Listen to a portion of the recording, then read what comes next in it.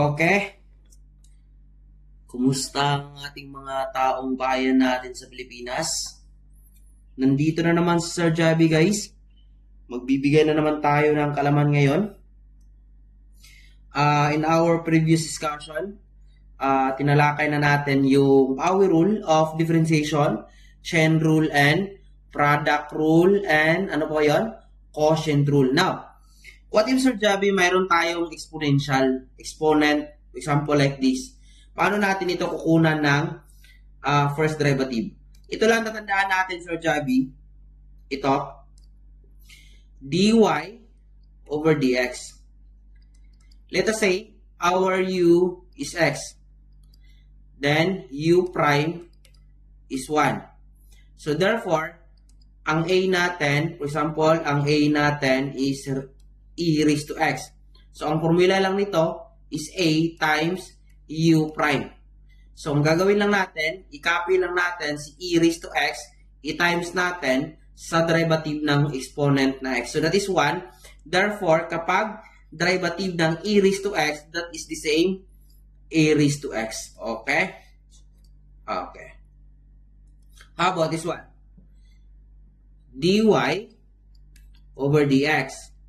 Then, i-copy lang natin yung given natin, 6e raised to 2x, then times, multiply natin sa derivative ng 2x exponent, that is 2. So, ang sagot natin dito, dy over dx, then 12e raised to 2x. It's very easy.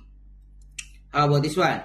What if, Sir Javi, ito, ang exponent natin is yung variable, yung base natin is number. So, ito naman, this is different. So, ang gagawin lang natin dito, dy over dx. Then, i-copy lang natin yan. 6x. Then, ln 6. So, ito yung sagot natin. Dito. Natural log, derivative ng natural log. ln x dy.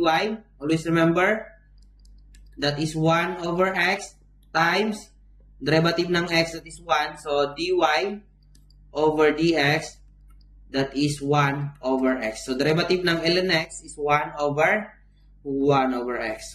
Ito, dy over dx, dito, chain rule tayo. Diba, derivative ng ln is 1 over x. Tama?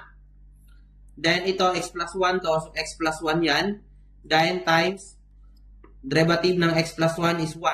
So, therefore, ang sagot natin dito, dy over dx, 1 over x plus 1 over x plus 1. Ito. Kita lang natin paano ito isolve para malaman nyo.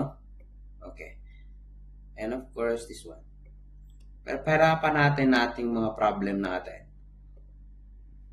This one. dy over dx. Ito, diba, derivative ng ln is 1 over x, pero sin x yan. So, ilagay natin 1 over sin x. Then, kukunin natin derivative ng sin x, that is cosine x. So, dy over dx, simplify lang natin, cosine x over sin x. Diba, identity ito? So, dy over dx, that is quotient identity of cotangent x. Okay? Cotangent x. Because sine over cosine is tangent. So, baliktad rin natin, cosine over sine, that is cotangent x. Ito, last. So, ito, napakadali lang nito. dy over dx, 1 over x squared plus 1 times derivative ng x squared plus 1, 2x. So, sagot natin dito, dy over dx, 2x over x squared plus 1. So, ito lang sagot natin. Okay. Dito lang muna tayo, guys. I hope mayroon tayong nadagdag na kalaman. Kung mayroon kayong tanong, i-message lang ninyo si Sir Javi sa kanyang page. Dito sa aking page, Sir Javi Differential Equation Review Center. And of course, pwede na rin yung i-comment sa comment section. Okay? Shake, shake, shake.